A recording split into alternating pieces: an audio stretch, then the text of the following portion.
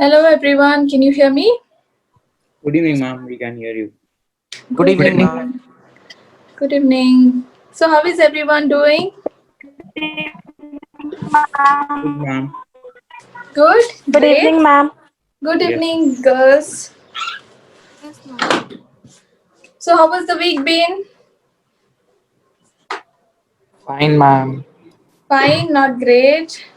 Did nothing interesting? No, ma'am. No. No worries. What about others? Has anyone done anything extraordinary? So extraordinary could be, ma'am, I studied for 4 long hours. I studied for 5 long hours. I'll be so happy. That too for CLAT. Has anyone done that? No?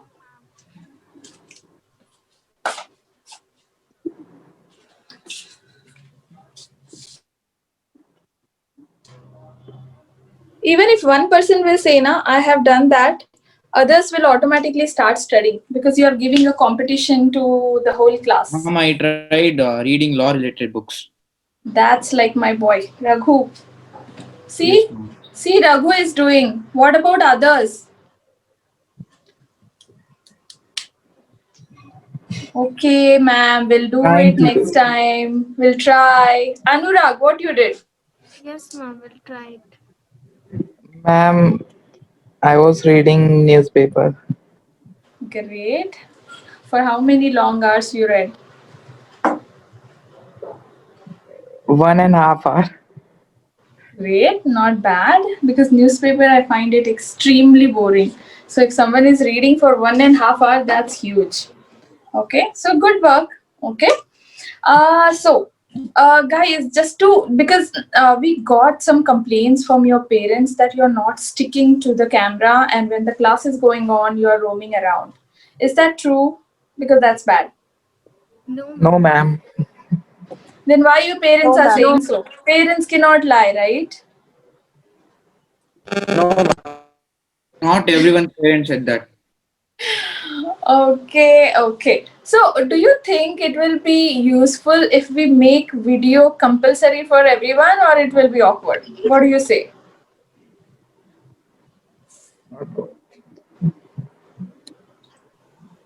It can be a little tiring that way.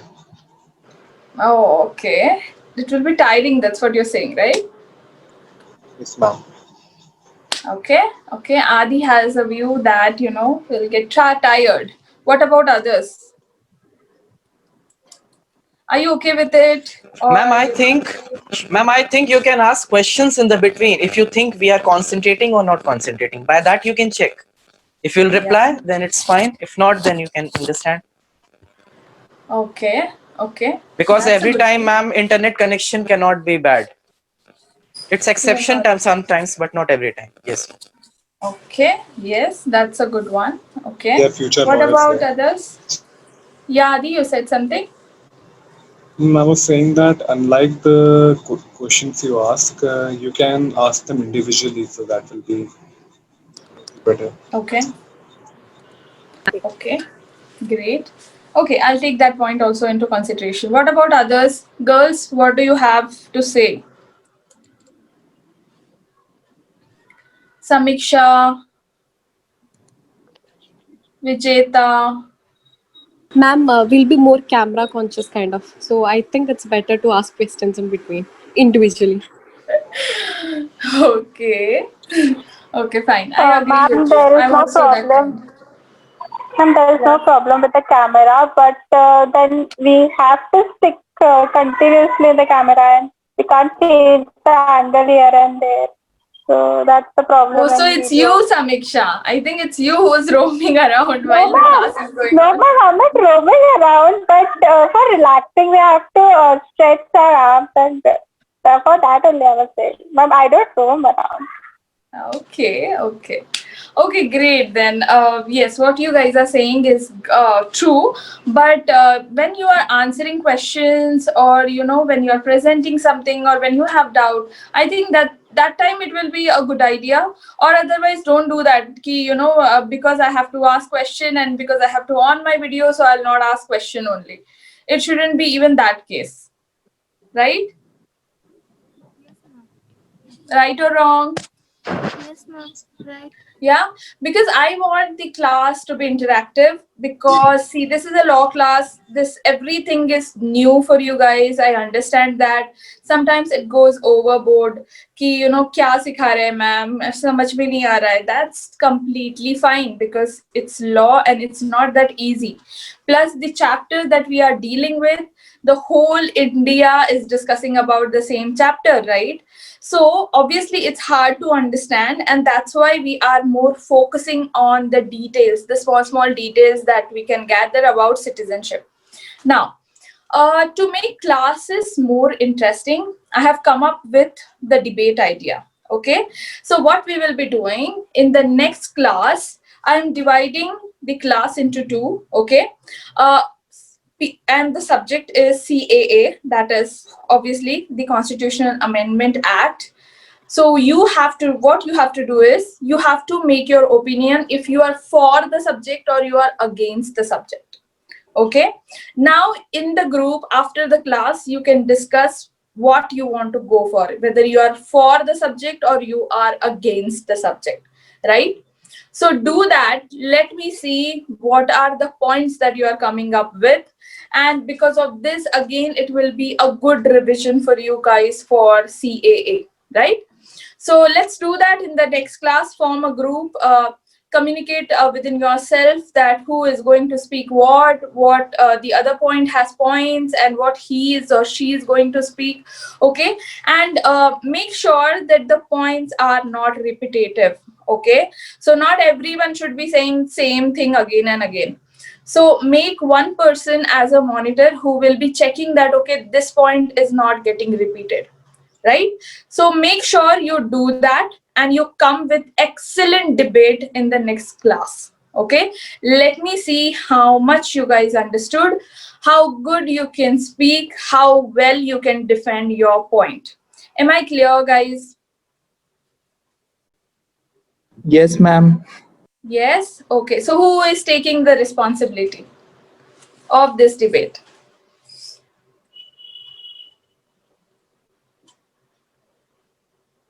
Come on. There will be two people, for one for and one Yeah, for have show me those leadership skills. Ma'am, I'll be taking over. I'll be the leader. Adi, will you take? against. What? No one is coming up. Yes, no, maybe next time. Raghu, where are you? Yes, ma'am. I have a very bad internet connection. Okay, so are you ready to take the leadership? Are you ready to, have a proper Ma'am, communication between two teams? Yeah. ma'am, can you explain once again about the debate system? Okay, debate is No, I nothing can but take the. debate is always, it's like one group is for the subject that CAA is really good and it should be Oh, implemented, and the other group should be no, it's not good because of this reasons, right? no, ma'am. So I am asking about means what you will be giving at the last of the class in group. as in That like the price and all you're saying. no means what all topic you will be giving like means what we have to prepare in it like that. See, listen to me very carefully, okay? So the topic is only one, that is CAA. So one is for the subject, the other group should be against the subject, okay? So you have to decide in between yourself, have a communication, have one more call with the whole of the team. It could be WhatsApp call, and decide or post it in the group that whether you are for the subject or you are against the subject. Okay, and take one leader and give your points to that leader, and let that leader decide that the points are not repetitive, so you are coming up with something excellent that other person has not come up. Understanding? Yes, ma'am. Yeah. Okay, I think there's this eco problem with your network connection. Yes, ma'am. I joined simultaneously with computer and my phone. Now I have Okay. left. Now I have left from home. Oh, okay, fine. Fine, so everyone understood? Yes, ma'am. Okay, so every other time I'll pick up two different leaders because everyone should get a chance. So this time let's Adi and who Raghu. Okay, so Adi and Raghu, please take responsibility of this very first debate of your class. Okay, make sure that everyone is participating and everyone has come up with some excellent points. If you feel that everyone is coming with the same thing for one subject only, like for example, everyone is talking for the subject, then you can ask the others that you have to come up with negative. Okay, because we should have a balance. And actually it's very challenging, okay, because if at all you're for the subject, right, but they are asking you to speak against the subject, that is much more interesting because now you have to think out of the box. You have to go against your own thinking ki, okay, I have to think what if this is negative. Okay, so that's even a better chance. Try doing it. Okay, and this is very first debate of your class. Make it extra, interactive, make it more presentable. And the reason why we are doing this is we had a student long back. Okay, she was very talented and we worked really hard on her.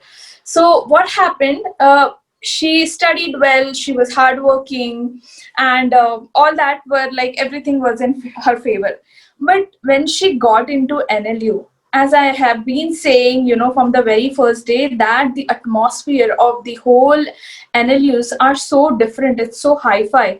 So though she was talented, she was not able to cope up with the class. Okay, and what started then happening, that she used to be shy. She was not able to speak in the class.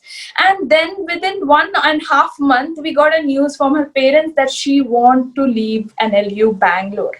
Okay, and we were in shock that because we worked so hard on you, you are already talented, what is it that is stopping you? So she said that every day presentation, it's not like only one presentation is there one day. Okay, every day presentations, and you have to be ready for that competition. And every time, guys, you shouldn't be like one person who will be like, for example, Money he is a good speaker, right? So if Money is coming to stage and he is not prepared or he is not good with presentations, so what others will be feeling, oh yaar, aaj Money ka presentation hai, kaun sunega yaar, kitna pakata hai wo. It shouldn't be like that. It should be like, dude, aaj Money ka presentation hai, I don't want to miss it at any chance. Okay, because he speaks so well, his content is on the point, and I don't want to miss it. Okay, so it shouldn't be like people are avoiding your presentation, but it should be like they are so eager to hear you. Okay, so make yourself like that. Work on your presentation skills now only, because now is the good time. You have so much time to work on yourself, and lockdown is the best period. Okay, because you have the whole world's time. I accept that there are classes which are going on, there are classes like this which is happening, but you have to come up with a solution. You have to come up with your own time, right? Are you agree with me, or anything has any other point to Yes, say? ma'am, I agree with you. No, Yes, so clear. do that. Okay, then you know what happened, then we took permission for her mom, and her mom stayed with her for 2 to 3 months, and then she was slowly able to cope up with the situation, with the presentations and the whole busy life, because NLUs are not that easy like the other normal colleges, right? You have to struggle there. And once you go into like for the best top NLU, that is Hyderabad or Bangalore, trust me, you are competing with the best brains of that year. Okay, so it's not at all gonna be easy. Like in my class, I remember that out of 80 students, hardly there were one or two which we used to feel ki he is not good at presentation skills. Okay, we used to be so excited when presentations are there, when debates are there, because we are so eager to hear each other, because we know that we are just going to kill it. Just give us a subject and we are going to post-mortem that whole subject. So it should be like that. Your attitude should be like that. It shouldn't be like Why presentation? Why debates? No, you shouldn't be like that. You should be like, okay, this is what it is. We are ready. Okay, so do it. Let me see who are the best speakers in your class. Okay, and it's fine if you are not a good speaker at this stage, because this is what we are going to work for you for the coming 2 years, or 1 year for whoever who are there for 1 year. Okay, so don't worry about it. We are not here to judge you, right? We are here to work on you. And if someone is already brilliant, it's okay, it's fine, it's their plus points. And what you're going to tell yourself, yes, I will also take him as my, idol, and I'll work like that. Okay, so don't worry about it, don't get scared. First of all, whenever debates and all these things are usually get announced, people get scared. Don't do that.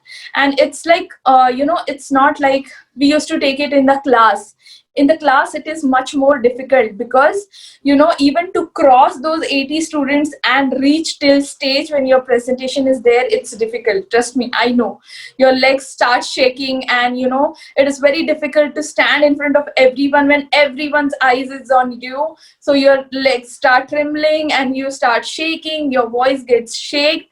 I understand that. I had been there. Okay, but don't worry here now, because of the virtual world, which will be there, I'm sure, till 2020 at least.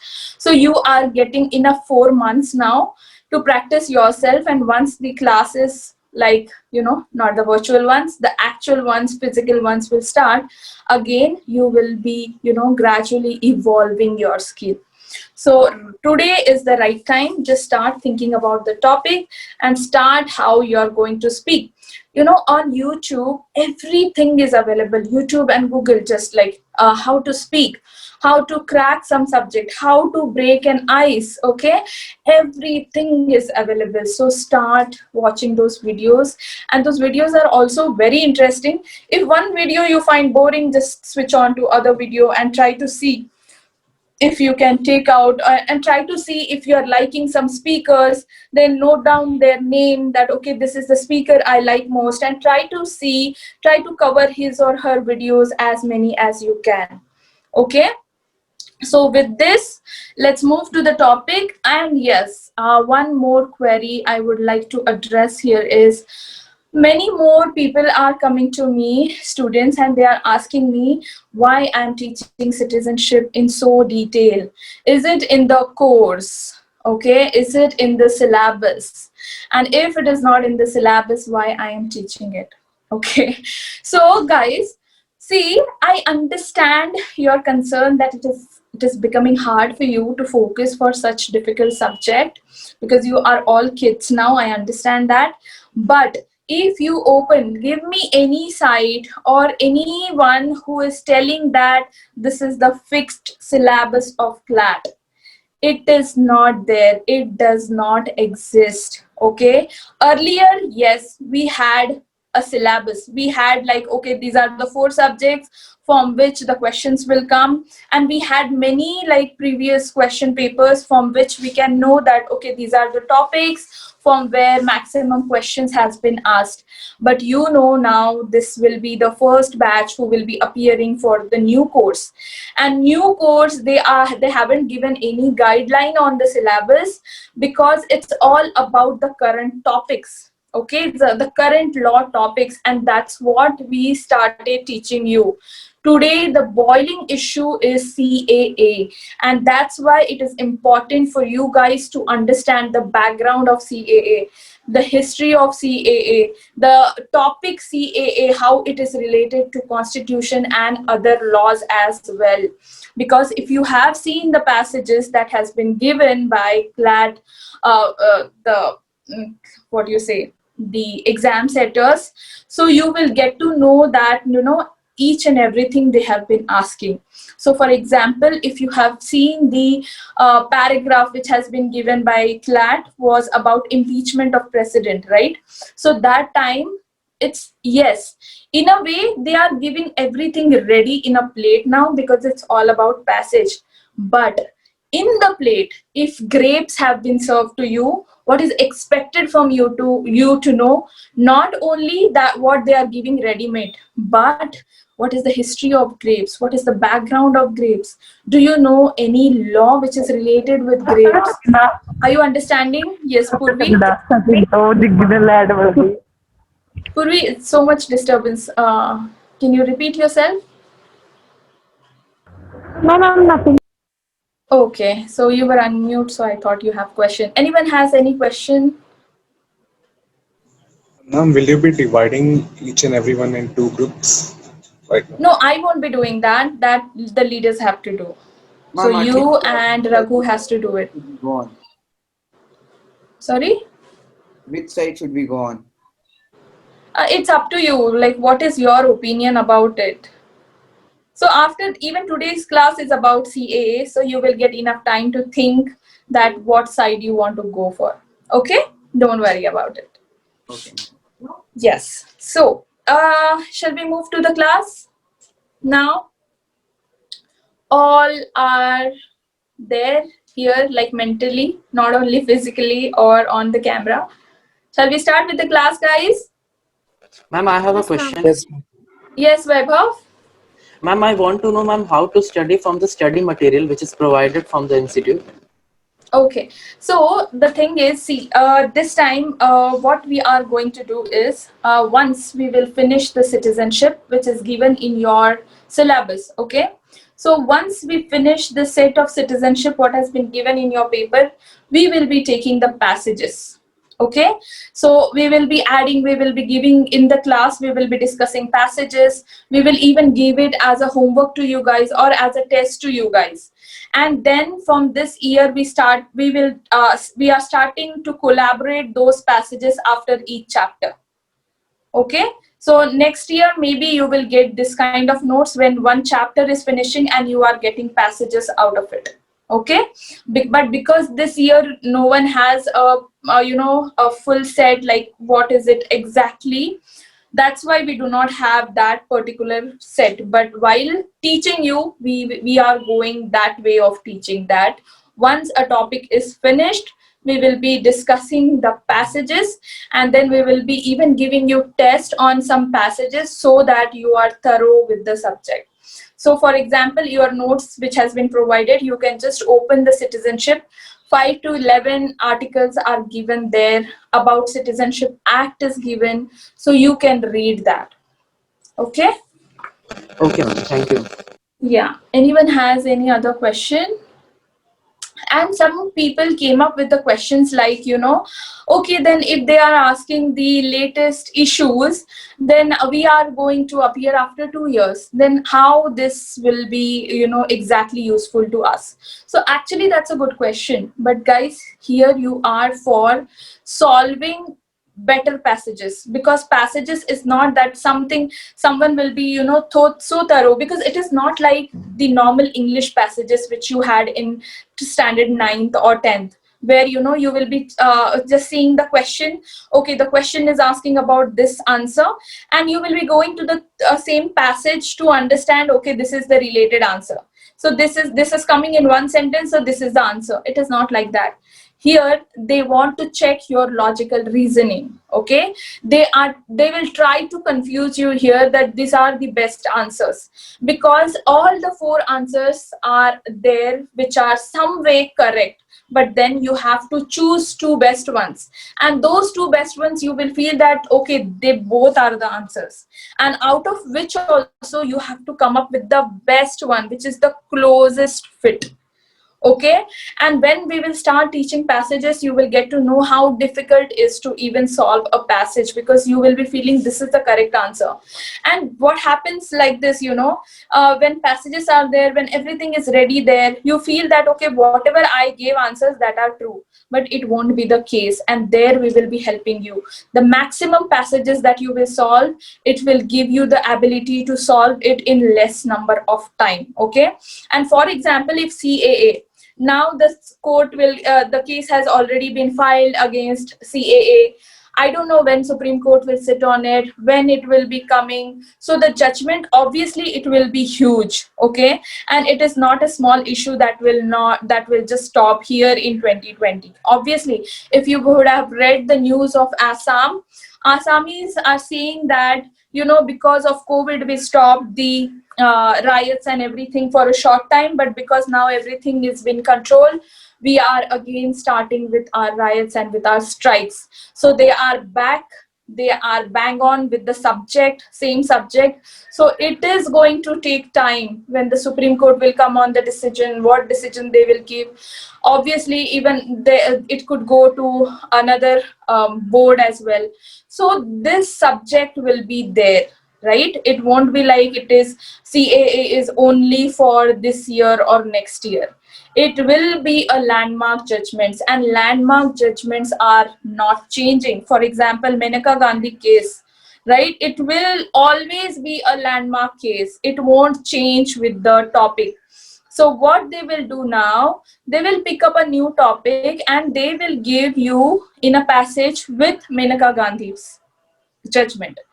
That time you are supposed to know what is Maneka Gandhi's judgment, what was the case like, what was the issue at that time. If you don't know anything about emergency, you cannot solve that passage effectively, okay? Because here they are not testing your English, they are testing your logical skill, legal reasoning. That's why it is called as legal reasoning. So whatever has been served on your plate in the form of passage, you are supposed to know the background of that topic. Understood? Yes, ma'am. Yes. Why is that low voice? Only one person. Guys, are Yes, you ma'am. with me? Are you understanding? Or this is going beyond? Class is going boring? No, ma'am, it's fine. Okay, so this was all I wanted to inspire you guys. Okay, I wanted you to be fully here, aware of what you're going to study and how important it is to study. Okay, so for me, the best rule, the best way of studying, as I have been repeating it, 20% read, 80% revise. So none of my class goes without revising, because I don't believe, revising in the end hours of exam. You have to revise every day. So every class I'll make sure that I'm revising what I have taught you earlier, right?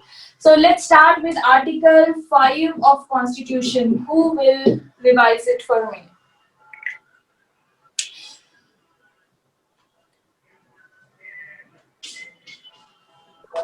Ma'am, it deals with the domicile. Correct? The domicile is a agreement uh, which is has to signed by a person for the citizenship of India before going anywhere. And the conditions are, first is domicile, and the other one is the person should be born in India, or his or her parents or grandparents should be born in India, and they should be residing in India immediately before 5 years of commencement. Correct. Commencement date was 26th Jan 1950. 26th of Jan 1950. Okay. Okay. Anyone wants to add anything to Samiksha's definition of Article 5 or Samiksha's understanding of Article 5? Yes, ma'am, me, ma'am. Yes, Yogi, can you add it, please? Tell me. Ma'am, Article 5 says that it is a citizenship during the commencement of the Constitution in which an individual who has been ordinarily resident in the Indian territory for at least 5 years, immediately preceding such a commencement, shall be the citizen of India. Okay. Okay. Anyone else? Ma'am, it defines citizenship. Yes. What it says, Raghu?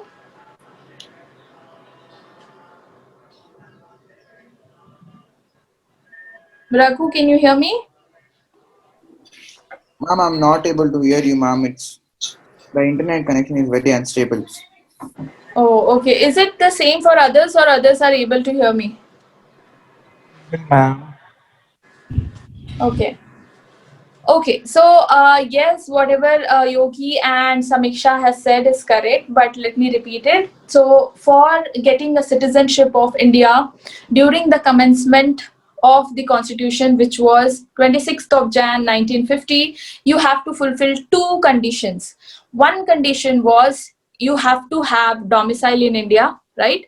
And second condition was you have to fulfill one condition out of three, and the first one was either you are born in India, then second one was your parents or grandparents born in India, and third one was you are staying in India immediately 5 years before the commencement of the constitution. That means 50, so you have to count back 5. So from 1945 you have been staying in undivided India. Okay, so if you prove these two conditions, then you might get citizenship by domicile in India. Okay, so moving to Article 6, who will explain it?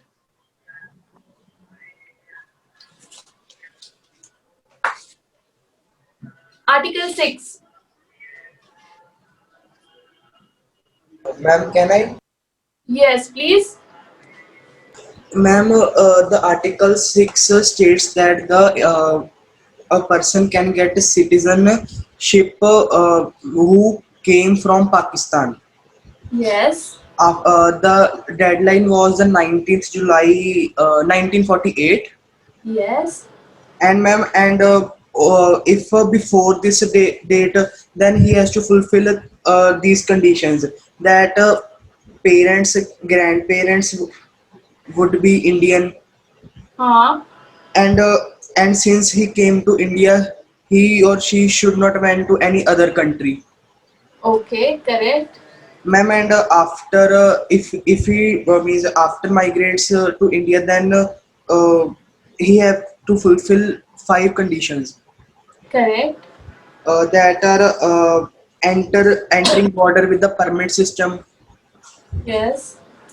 then parents, grandparents would be Indian, Yes. and ma'am, he or she have to stay 6 months in India, Okay.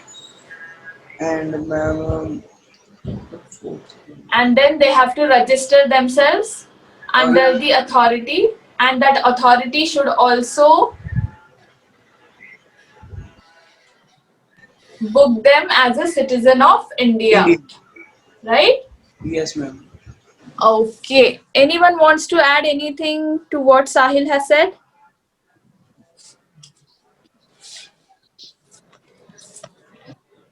It was Sahil only, right? Yes, ma'am. Yeah. So good job, Sahil. Anyone wants to add anything to what Sahil has said?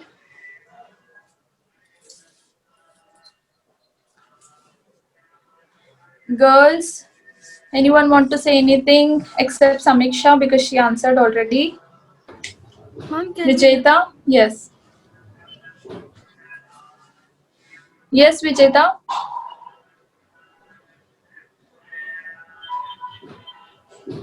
Are you able to hear us?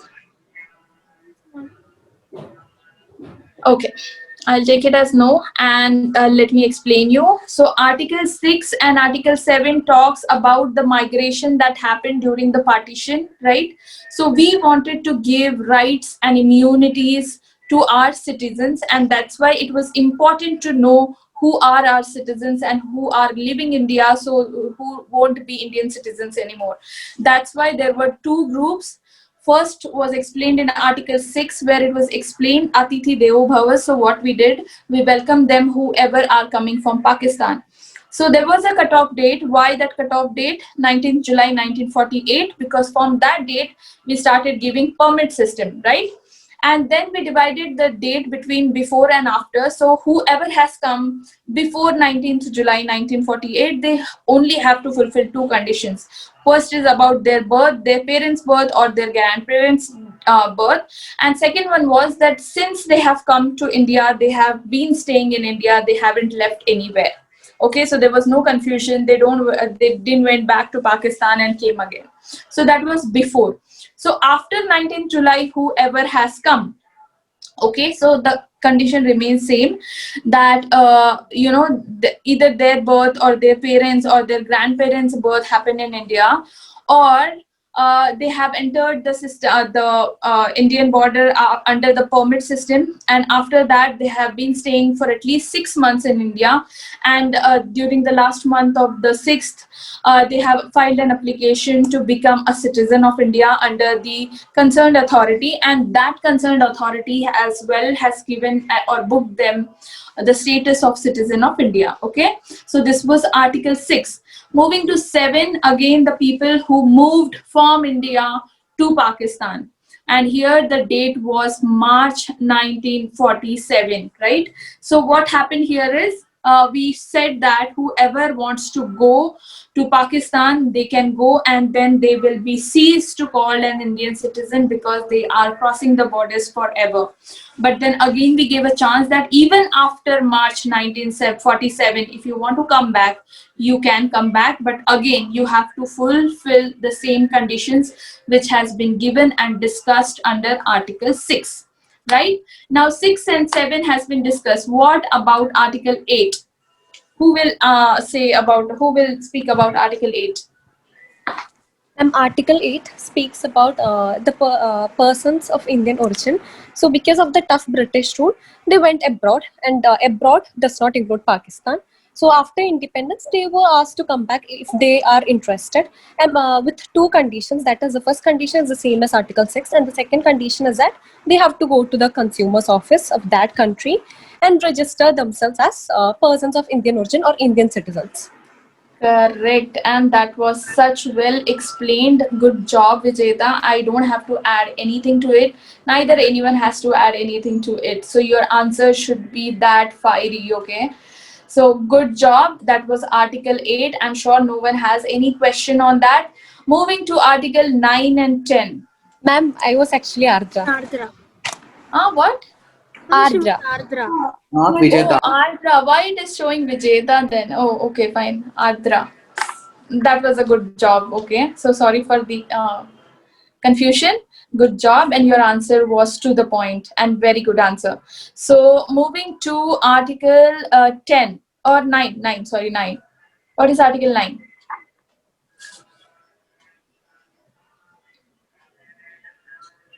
Article 9, guys.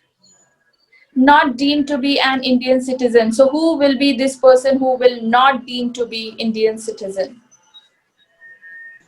Anyone who has voluntarily taken any other country's citizenship.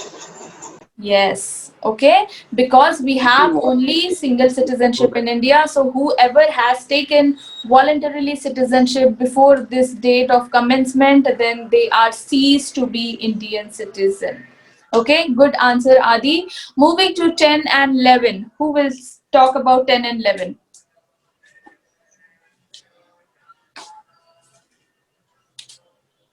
10 and 11, come on. So 10 and 11 is all about parliamentary powers. 10 speaks about just the introduction to power, as in it talks that you can, if you are an Indian citizen, you acquired Indian citizenship either by Article 5, 6, 7, 8, then you will still continue to be an Indian citizen and you can enjoy the rights and immunities as long as the parliament is not coming up with any new law which can curb these rights and immunities. Okay, so it is simple words. It's saying that parliament can come up with the law which you have to follow. So parliament is the ultimate authority. Coming back to 11, why 11 is so important? Because 11 gives unfractured powers to the parliament, okay, that they can make any law on the subject of citizenship. So till 1950, till 1955, to the extent could be constitution can be applicable, but once the Citizenship Act came, Citizenship Act only will deal with the current issues, anything and everything that has been related with citizenship. Okay, so we are clear till here. Then we move to the Citizenship Act 1955, and I told you that why it is important, because now every issue whatever is dealing, we are dealing with the citizenship is in the Citizenship Act 1955. Okay. Now, what is important from exam perspective and from the passages perspective is the modes of acquisition, okay, and the modes of termination of the citizenship. So termination, there are very few passages on the termination. That's why we will be focusing more on the acquisition mode, okay, which has been given in Citizenship Act 1955. So I asked you how you will remember the topic of acquisition under acquisition, mode of acquisition. Okay, mode of acquisition means how you can become Indian citizen by how you can become Indian citizen under Indian Citizenship Act. Okay, so for that you have to remember the Badrinath movie.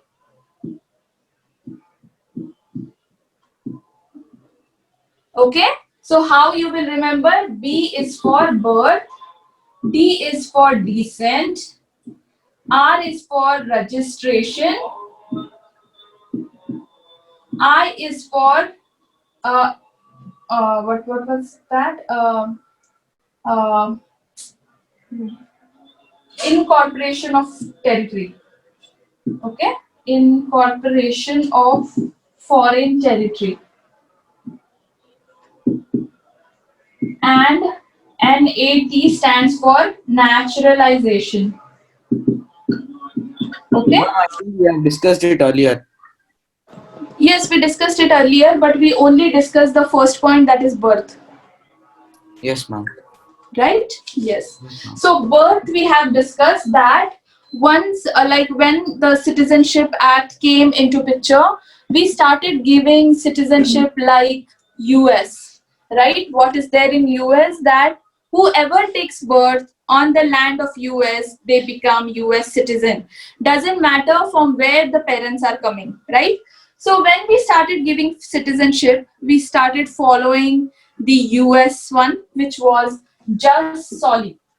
So what is this jus soli principle? Jus means just, and soli means soil.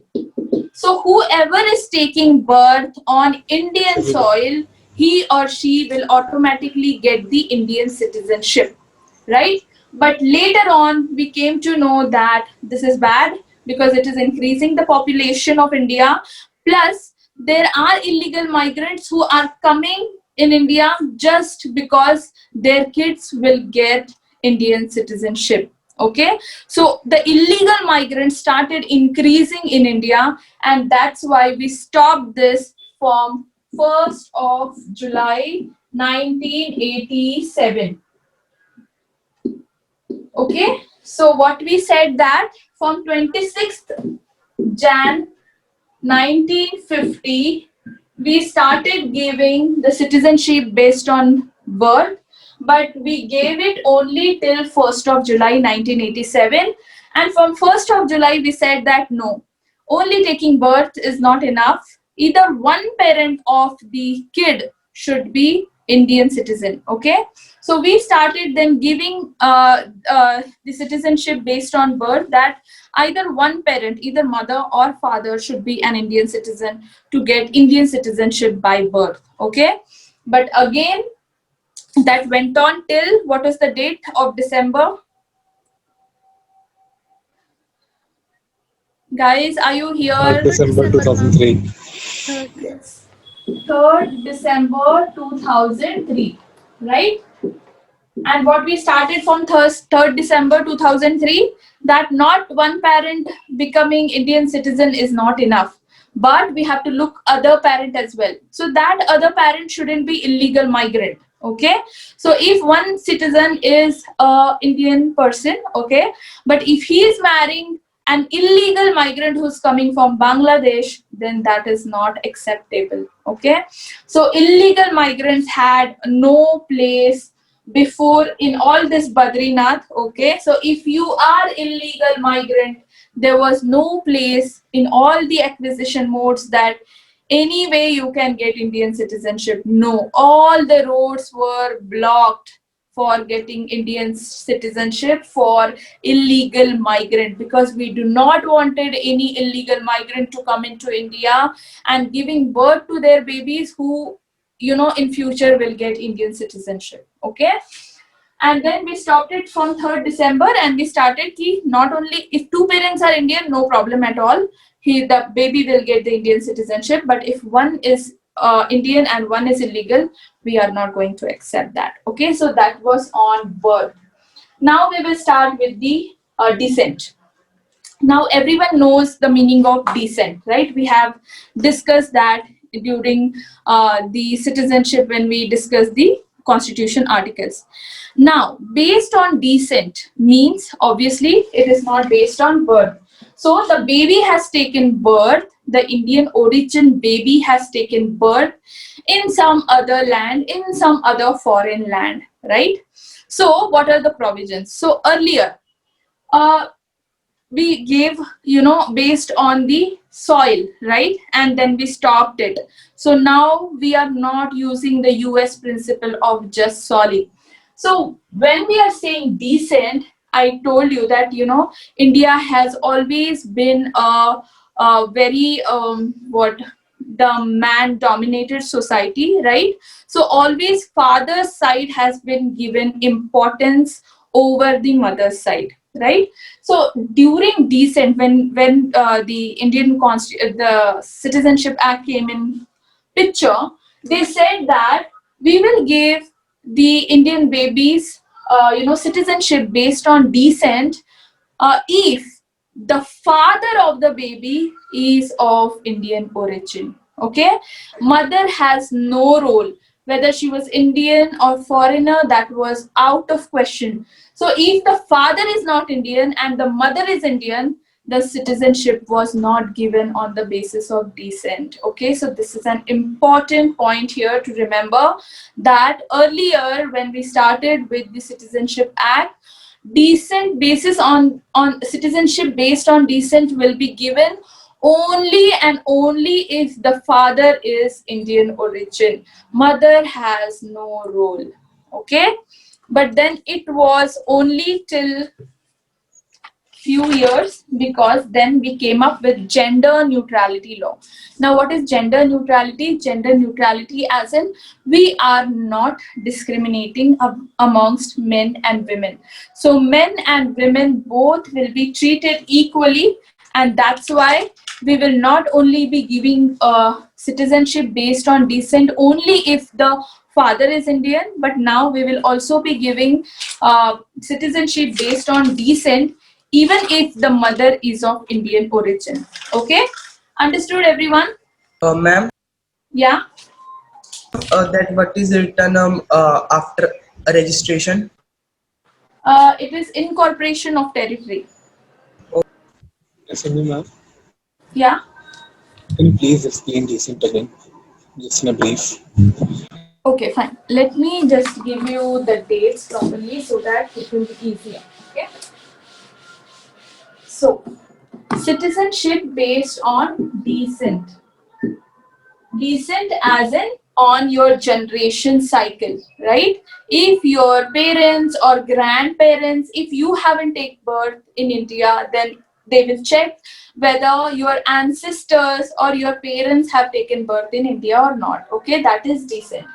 So when we started with commencement, that is 26th of Jan 1950, we started giving the citizenship based on descent to any baby who has born outside India, saying that if the father is of Indian origin, if the father is Indian, then the baby will get Indian citizenship. Okay, mother has no role. So if your father is not Indian, but if your mother was Indian, you cannot get citizenship of India based on your mother's nationality, right? Because here only role was of father's role, whether he was an Indian citizen or not, Ma'am, whether his birth happened on the land of India or not. Yes, Sahil.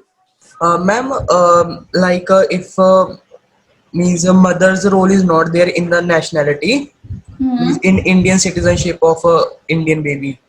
Hmm. Ma'am, like in case of an Anglo-Indian, Hmm. if his or her mother is Indian and father is not means Indian, then he will be getting Indian citizenship or not? See, that's what I'm saying, that it was when the commencement happened, right? Later, what happened after the commencement, it was only short time. And that's why it only stayed till 10th of December 1992, if I'm not wrong, yes. Okay, and on 10th of December 1992 we got gender neutrality law, which said that not only on the basis of father, but even if your mother is Indian or if she is of Indian origin, then also the baby can claim Indian citizenship based on the mother's nationality. Okay, so this was also, this started with 10th of December and it went till 3rd December 2004. Okay, just write down the dates for your own knowledge and for your own clarity of the subject.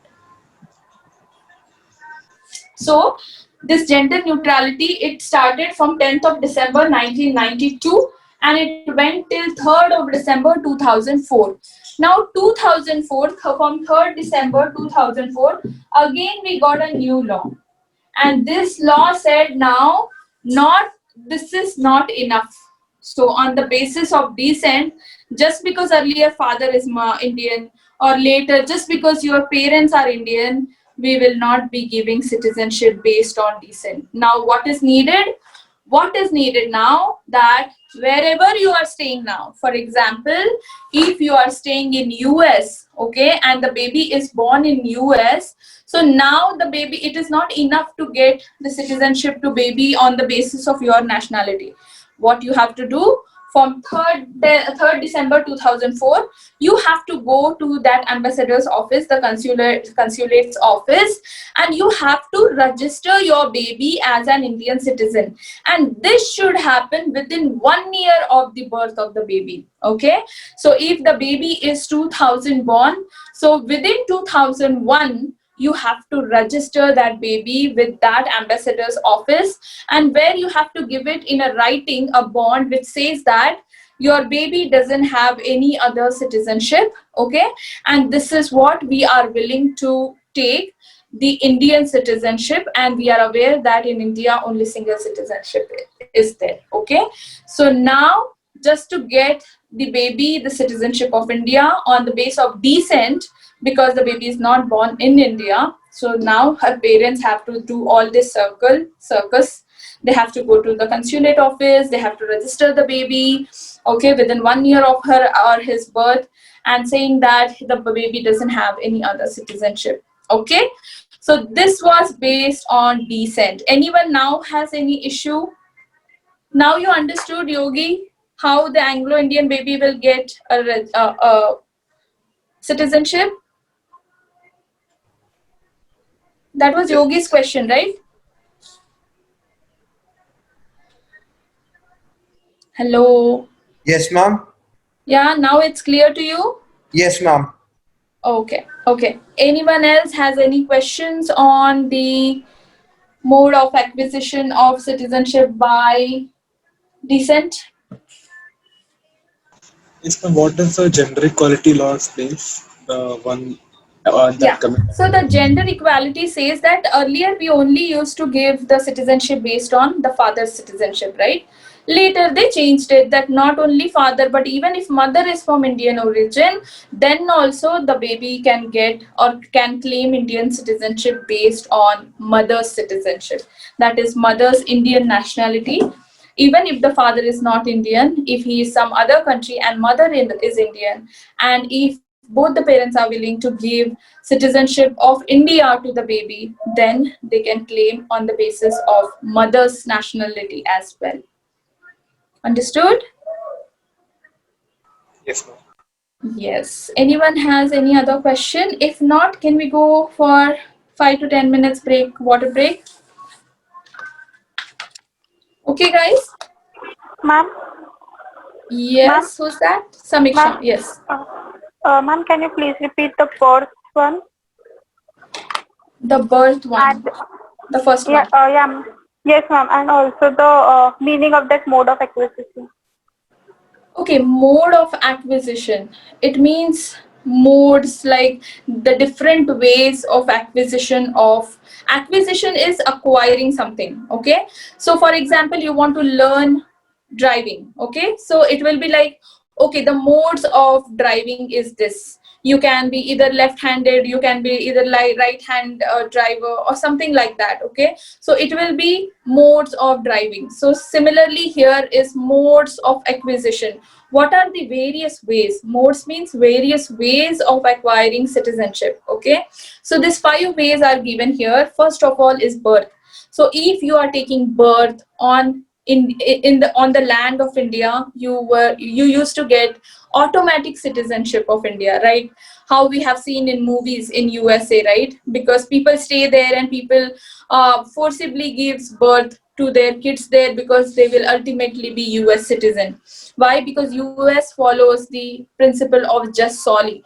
Just soli as in it is enough for them to give citizenship just because your baby born on their soil. But we also started giving that when it was new, but later on we stopped it from 1st of July 1987, and we said that not only a soil is important. What we will be checking if one of the parent is Indian, right? Later we again saw that okay, this is also not working out because illegal migrants are entering into the land of India. So that also we stopped, and we started saying that now not just one parent, but other parents should also not be illegal migrant. Illegal migrant is someone who has entered into the borders of India illegally. Okay, so that way we just blocked all the ways of giving Indian citizenship by birth. Then comes the decent as in your origin. Okay, so your baby has not taken birth on the land of India but somewhere else. So can that baby also ask for Indian citizenship? Then the answer is yes, if one parent that was father earlier is an Indian citizen. Okay, but later on we came up with the gender neutrality law. Gender neutrality as in there will be no discrimination between the man and the woman, and that's why not only father's citizenship will be seen, but mother's citizenship will also be considered while giving the citizenship to baby, right? But later on that also we thought that it is very easier way of giving citizenship to by the way of descent. That's why what we started again, that it is not necessary now. What you have to do, you have to go to a consulate's office and register your baby within her birth or his birth within 1 year of his or her birth, saying that you want Indian citizenship and the baby doesn't have any other citizenship. Am I clear now, or was I going too Yes, fast? ma'am. Yes, Yes. ma'am. Ma'am, what was the date for first of Yeah. So for the July? birth, the Ma'am, date was 1st of July 1987. Okay. It went till then 2003. Then again from 2003 we started giving the citizenship only if both the parents are Indian, and then if not both, one parent out of it is not illegal migrant. Clear now? yeah, ma'am. Yes, ma'am. Thank you so much, ma'am. Yes. Okay. And whenever I'm telling you the dates, right? Whenever I'm writing it on the board, please note it down. It will be useful for you guys just to understand the concept, because obviously in the exam they won't be asking you the date and all, but just to clarify the concept, write down the notes so that there will be no confusion. Chalo then, going on a water break.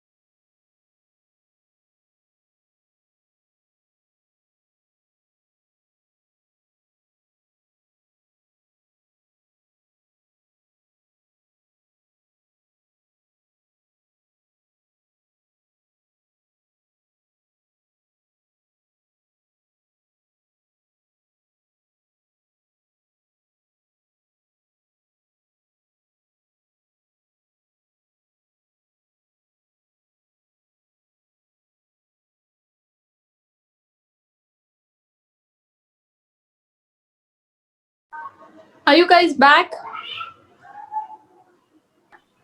Yes, ma'am. Okay. So, moving to the other method. Okay, so we have seen birth, we have seen descent, right? The other mode is registration. So, by name itself, you know the meaning of registration, that you have to register yourself as an Indian citizen. So, by then, is it that easy that whoever is not Indian citizen or belongs to some other? So, for example, can an American have a citizenship by registration? What do you think? Can an American citizen get himself the status of Indian citizen just by registering himself?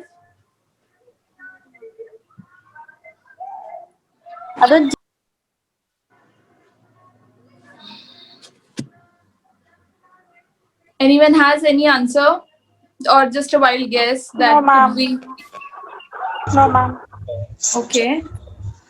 So, see, for registering yourself as an Indian citizen, it is the one condition that everyone should have is person of Indian origin. That is PIO. Okay, so PIO means person of Indian origin. So the person of Indian origin only can get citizenship by registration. So, for example, okay, I am a person who is staying in USA. Okay, but my parents were Indian. Okay, my grandparents were Indian. So that means that I am also a person of Indian origin, because somehow my parents, my ancestors were from India, they took birth in India. So that way, yes, I am a person of Indian origin. Okay, so now, me being a person of Indian origin, okay, and I am getting married to a US citizen. Okay, so he is a US fellow, I'm getting married to him. So if that fellow is very much fond of Indian culture, and he wants me to go back to India and have Indian citizenship for him as well as for me. So what will happen then? That time he can also take an Indian citizenship. Why? Because his wife is Indian origin. So his wife is a person of Indian origin, right? And then also, it is not that easy that okay, just because he married to a person who is Indian origin, he will get citizenship. No. So before registering himself as an Indian citizen, he has to stay in India for 7 long years. Okay, and once he stays in India for 7 long years, then only he will be getting Indian citizenship. Am I clear here? Okay, then comes so I am a person of Indian origin, he is from a US citizen. Okay, so what about the babies who will get born to us, right? So those minor children, so if we want to give him the Indian citizenship, it is up to us that whether we want to give them or not. But if we want to give them Indian citizenship, then they are also liable as in they can also get the status of Indian citizenship by registration. Okay, so whoever is anyways related to a person who is Indian origin, person of Indian origin, that is PIO, then only there are chances that the other person will get the citizenship by registering himself or herself. Am I clear? Citizenship by registration is really easy, because it just gives the category of people who are person of Indian origin. Only those people can register themselves, or in any way related to a person of Indian origin. Those people can only get Indian citizenship by registration. Am I clear here? Adi, am I clear? Raghu, am I clear? Vijeta, Samiksha, Yes, ma'am. yes. Okay. Who else? Ardra, am I clear, baby? Yes, ma'am. Okay, okay. So moving ahead, okay. So registration was really easy. You just have to remember that whoever is somewhere related to person of Indian origin, like if someone is getting married to a person of Indian origin or their minor kids, they all can get citizenship by registration. Okay. So we have seen birth, we have seen descent, we have seen registration. Now the common thing between all these three is, right, that they are all person of Indian origin, right? Someone is getting born in India and that's why we were giving citizenship. The other way, their parents or grandparents were born in India, that's why we were giving by descent. Third, these were the person of Indian origin, and in any other person, new person who's getting in touch or getting in contact by way of marriage or by way of kids, then they will get the Indian citizenship by registration, right? But then there are very few people only who can get Indian citizenship, right? Because they are all somehow to be related, somehow to be taken birth in India, or parents or grandparents. That's why the government of India came with a new procedure called naturalization. Okay, so naturalization altogether, it's like even though you were not born in India, your parents were not born in India, your grandparents have no relation with India, right? You have not got married with any Indian girl or Indian boy, neither you got married and got minor kids of Indian culture or Indian parents or Indian person of Indian origin. Then also there is this way through which you can ask for Indian citizenship, that is naturalization. Okay, so naturalization, it's a new way of getting a citizenship even though you are not at all related to India. Okay, so for example, if I am a US citizen, okay, I just came to have to see India, Indian culture, to learn Indian culture, and I liked it so much that I want to leave US citizen, and now I want to permanently settle down in India. Okay, so as the ways that has been suggested, not by birth I am related, not by descent I am related, neither by registration I can be Indian citizen. So the only way which is open for me is naturalization. Understood? Okay, are we on the same page, guys, or someone is not following? Yes would be suffice. Yes, ma'am. I gave you water break. You guys just came from a water break and still you are yes, ma'am. Adi, Ma'am, understood. विजेता, आर्द्रा, तो अभी Ma'am, please मतलब explain water again. Break छोड़कर मैं coffee या tea break देते जाओ क्या? So that you will be like yes ma'am, yes. Oh god, such a boring class. No yes, no energy. Yes, ma'am, we are very clear with the class. Thank you so much, Ardra. And tell me, do I have to give a coffee break to you guys? No, ma'am. Okay, then moving to naturalization, that was just a rough idea that even though you were not related with any of the Indian person or you are not from Indian background, still you can ask for Indian citizenship under naturalization. But it was the hardest way of getting citizenship. Now, how it was so hard? So, if at all, like for example, me, I'm a US citizen and I like the Indian culture, and that's why I want to settle down as an Indian citizen in India. Okay. Now, the problem here is I have to stay for under naturalization to claim. Okay. I have to stay in India for 14 long years. That is 1/4. Okay. So, it is nothing but the life imprisonment term, which is 14 years. So 14 years I have to stay in India. Okay.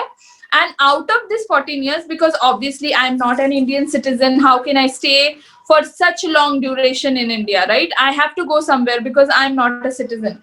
So that way, the government of India said, if not 14 complete years, In that also 11 years is mandatory. So out of 14 years, if you are coming and going in between, that is fine to your country, but 11 cumulative years is mandatory as in compulsory. So when you are making your application, okay, that should be like so for example, I have been staying in India for 14 years, okay, and in that 11 years I have completed, right? So when my 10th year was going on, okay, don't get confused, just the simple concept that 12 months when you are registering yourself under naturalization, those 12 months you should be compulsorily in India, okay. So what you have to remember, that there was a duration of 14 long years, out of which 11 was mandatory years, right? So 11 years you have to stay in India, and you have to prove that from 11 years I'm staying in India, and please grant me Indian citizenship based on naturalization, okay. So that's why naturalization was much more difficult, because of the law that was prevalent, okay. So this was naturalization, only this much you have to remember, that earlier it was 14 years and 11 years out of 14 was mandatory, that is compulsory stay in India, and then only you can claim. Okay, now only this much was not enough. So if I am US citizen, okay, and I have been staying for 11 years, even after that, okay, what was other things that they will be taken into consideration, that I am aware of Ma'am, Indian languages. Yes, Sahil? ma'am, in the case of registration, we have to means if one have to be a citizen of India, he has to stay 7 years in India. Yes, if you are, coming by the way of marriage. Can you repeat? Marriage, if you are getting Okay. married to a Indian person of Indian origin, then it is 7 years. Otherwise, like for kids, they haven't mentioned that, oh, you have to finish this many years. Okay, so they are just referring as minor kids. But for a person who's getting married, so by way of marriage, if you are coming to India, then 7 years stay in India. Excuse me, ma'am. Yes. Ma'am, naturalization, ma'am, because of some internet issues, I had left the meeting. Okay, okay. So I'm still teaching naturalization. It is not yet over. Adi, you had any question, baby? Yes, ma'am. If Yeah. you have to stay 14 years, how will you do it legally if you don't have the citizenship? Your voice was shaking. Can you repeat yourself? Yes, ma'am. I was saying that if you have to stay in India for 14 whole years, then how will you do it with the citizenship How you will do it? What? legally? Legally. As in, like how you will stay in India for 14 long years. That's what you meant. Yes, ma'am. Yeah, so you have to show some visas. You have to show that, okay, maybe for education you are coming, or maybe for any other purpose, and you have, maybe there are some documentation which are available for the way of naturalization, which I'm not aware of. So if that method has been given, so obviously there will be a way by which you can stay in India for 14 long years. So there is also one way which was given, that if you are serving government of India by any way of job or service, even that way they can shorten the duration of your stay, because you served government of India. So there are various such things which have been given, but that will confuse you so much. So here you just have to remember that you have to be a person of good character under naturalization. You have to have some knowledge about the Indian languages, okay. And then, like, if you are a person of good character, you are aware of Indian languages, and you have stayed in India out of 14 years, 11 years cumulative you have stayed in India, then they may give you the citizenship based on naturalization. Am I clear now? Yes, ma'am. Yes. So, and there is one more thing. Okay. So, for example, you were staying in India. Okay. You are a foreign national. You are no way related to Indian culture or Indian parent or grandparents or ancestors. But you have performed some excellent service for Indian government. Okay. So based on science, based on literature, based on human rights, okay, so you will be exempted from all this. Like, you don't have to prove anything, you don't have to stay for 11 years, the as per the rules. Indian government will waive off everything. Waive off means will cancel everything, and they will say that we are so glad that you are staying in India and you are willing to be an Indian citizen. So we are giving you this, citizenship of India, and we are glad that you will be an Indian citizen. So if, for example, now during the COVID situation, some foreigner is staying in India, okay, and he is coming up with the medicine of COVID-19. Can you imagine how big thing it is for India? So what he has done, he has performed an excellent service in the field of science for Indian government. So in this case, then Indian government will be like, please be an Indian citizenship. This is the Indian citizenship which we are giving you. You don't have to stay here for 14 years. Neither you have to complete 11 years.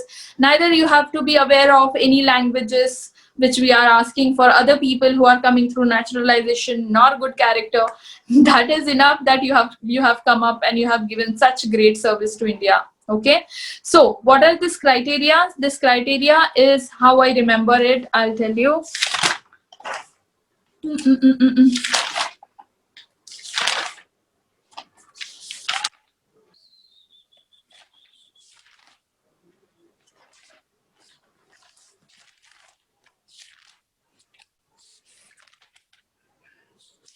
It went.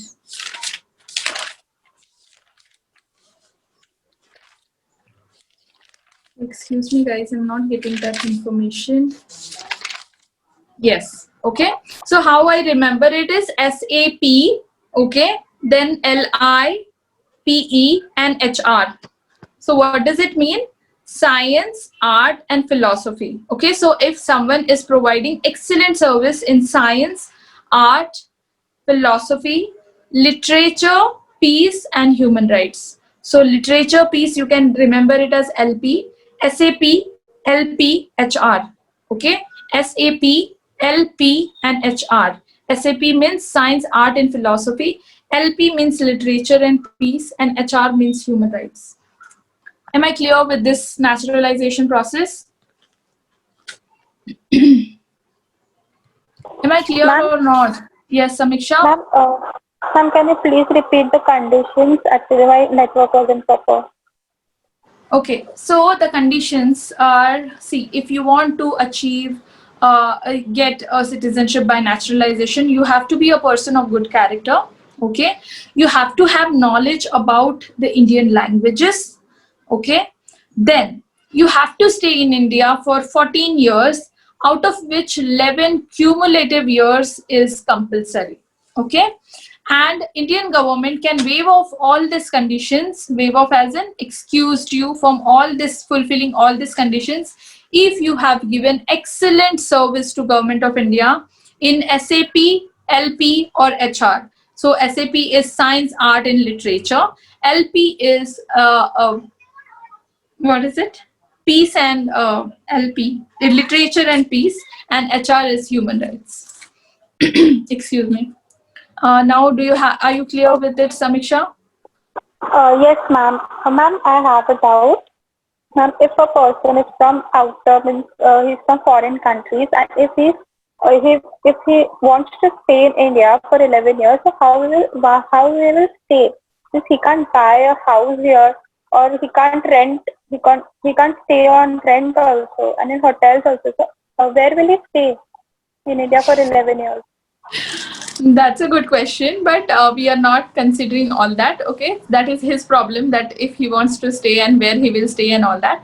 But that's why the Indian government has said that 14 years, we understand it is not possible. That's why 11 cumulative years. It means he can go and he can come back, but for at least 11 years, he should stay here. So it could be any way. As I said earlier, there must be some ways which have been given under naturalization.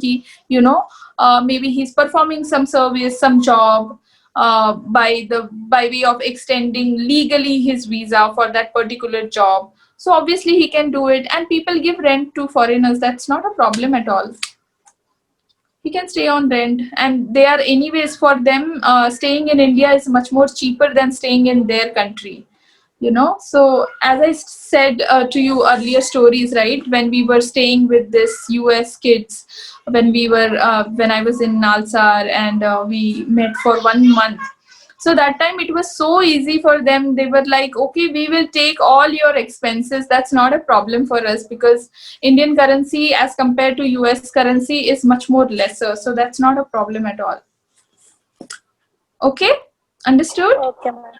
Yes, ma'am. Yeah. So everyone is clear with now all the 4 modes. We have already covered all the 4 modes: birth, descent, registration, and naturalization. Now the final one is incorporation of territory. Right now, what is incorporation of territory?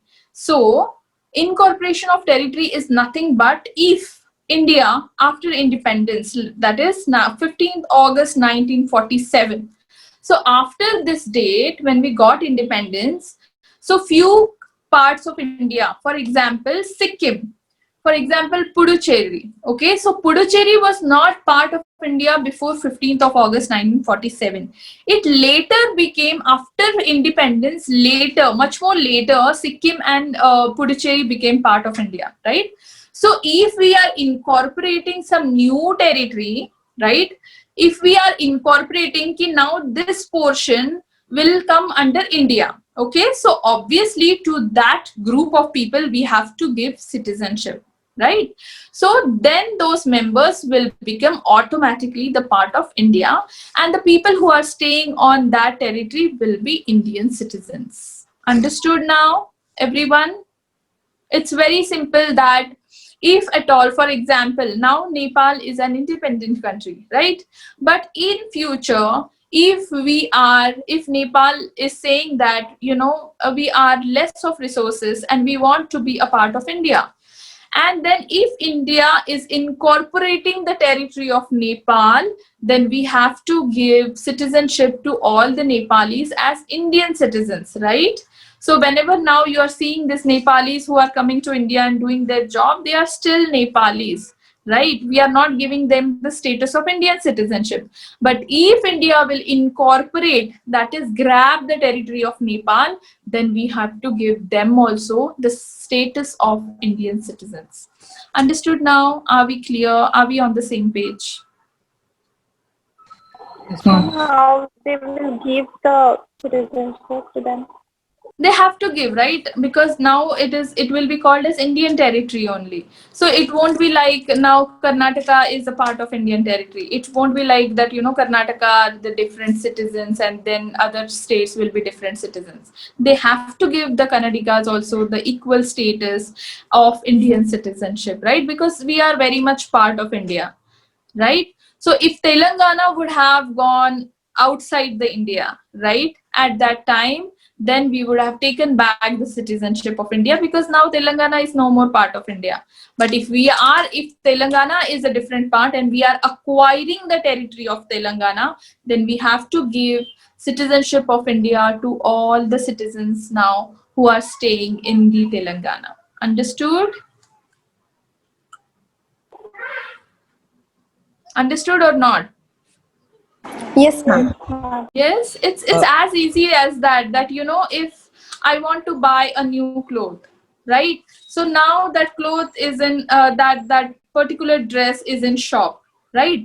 If I want to take that dress into my cupboard, into my accessories, obviously I have to buy it. And once I buy it, it will be a property of me, right? So that dress will be mine, that dress will be in my cupboard. So obviously it will be a property of Sumedha. Understood? Very simple. So I just have to grab that and I have to keep it with me, and then I have to give the status. It will automatically get the status of my cupboard. Right? Understood now all the 5 methods of acquiring citizenship by Citizenship Act 1955. Ma'am, Yes, ma'am. Yes, Adi. I just had one doubt in naturalization.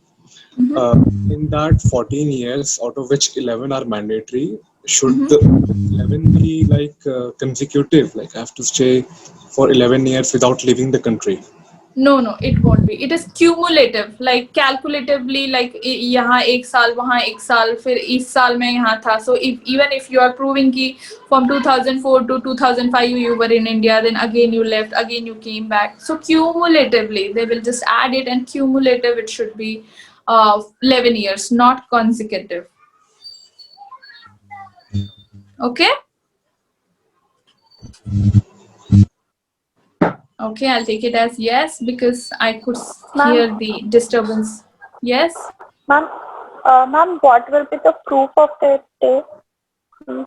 How can we confirm that they have stayed in India for 11 years? They will be checking those documents and all, right? So whenever any person is coming to India, we have two acts, right? We have the Passport Act. So everyone who's coming in India, we are checking their passport. When they are leaving, we are checking their passport. So obviously, because we have to check, and then we have Foreigners Act.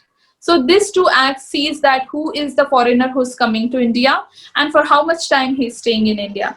Even the Passport Act does the same thing, that okay, whether the person who's coming as a foreigner to India, for how long he's staying and whether he has a valid passport or not. Okay. So if you have a valid passport and if you have coming on as a foreigner, so every entry has been done.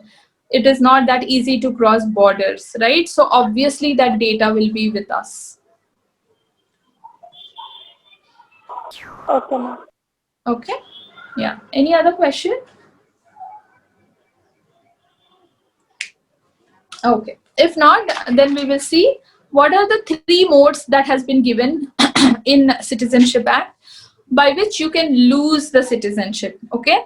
So we are remembering the acquisition as Badrinath, right? Bdrinat.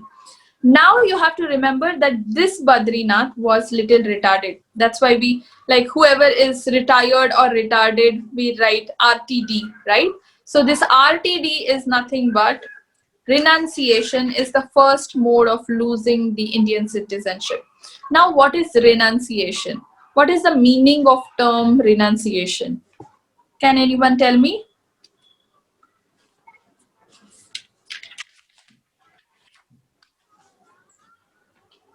Renunciation यार, ये बहुत बार हमने देखा है कि this Saint has रिनंसिएटेड और renounce the world. It means they just leave the world of this मोह माया की दुनिया छोड़ के जाना. इट मीन्स रिनाउंस्ड और renunciation. So if I want to lose, how I can lose my citizenship of India, that we are studying, and there are three ways, that is renunciation, termination, and deprivation. Okay, so renunciation being the first mode of losing citizenship is I renunciated. I went to the office of passport office of India, and I do not want Indian citizenship. Okay, so I myself voluntarily renounced it, as in gave up my Indian citizenship. Okay, so that is renunciation. Now obviously, because I have renunciated one citizenship, I have to take other, right? Or maybe the other country is giving me or offering me their citizenship. So when I'm going to the other country, so for example, if I'm going to USA, right? And I'm saying that, okay, I want whatever you were giving me, the citizenship, I am ready to accept it. Okay. So as soon as I'm accepting US citizenship, what is happening? My Indian citizenship is automatically terminated. Terminated as in ended, because India has a single citizenship. So that is termination. Renunciation means you yourself voluntarily giving up the citizenship. And obviously, when you are giving up, you are accepting some other citizenship. So when you are accepting some other citizenship, that is nothing but you automatically terminated your Indian citizenship. Okay. And then the third one comes as deprivation, right? So when we use the word deprived, right, how we use this very commonly, that I deprived that kid of that toy, that poor girl, she was deprived of her parents, right? It means that she was taken away, she was forcibly done, or it was without her will that has been done, right? So deprivation of loss is also same thing, that if the government of India comes to know that the citizenship that you have acquired, Indian citizenship that you have acquired was based on fraud, or the fraud documents, or your documents were illegal, then they will deprive your Indian citizenship. Okay. Second thing, if we are at war with China, okay, and you being Indian citizen, you are providing information, some governmental information to a Chinese citizen, that time also your citizenship will be deprived by Indian government. Okay. Then by way of naturalization, you have taken Indian citizenship. Okay. And what happened? Within 5 years, like you have been given citizenship, and within those 5 years, 2 years you got imprisonment. It means that, for example, कि आपको citizenship मिला है, Indian citizenship in 2005. Okay. Now in 2005 you have become Indian citizen. Before 2010 only, it means you haven't even completed 5 years of being Indian citizen, and you have been punished for a crime which is imprisonment, for which the imprisonment is 2 years. So 5 years होने से पहले ही 2 साल के लिए जब आप jail चले जाते हो, that time also your citizenship, Indian citizenship, will be deprived by Indian government. Am I clear with all the three modes of Ma'am, can you once losing again citizenship? explain? Ma'am, can you explain the last point? Last point is deprivation. Deprivation is nothing but when you are depriving someone of their Indian citizenship forcibly. Okay. So in what situation it will happen? First of all, if you have acquired Indian citizenship by fraud documents or by any other fraud way, then your citizenship will be deprived. Second, if you are providing some national security information to our enemy country, then also, and if it is happening during especially the war times, then also your citizenship, Indian citizenship, will be taken away. And third way, that by naturalization or by registration we have given you citizenship, but within completing 5 years only, for 2 years you are going in jail for some crime that you have committed in India. Okay. So in that case also your citizenship will be deprived, Indian citizenship will be deprived from you. Understood now, Ardra? Yes, ma'am. Thank you, ma'am.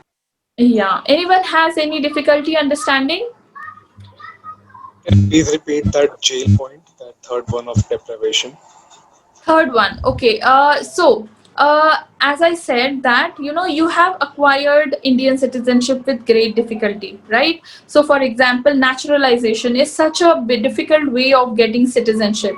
So you stayed in India for 11 long years, and in 2001 you finally, after finishing 11 years, you got in 2001 the citizenship of India.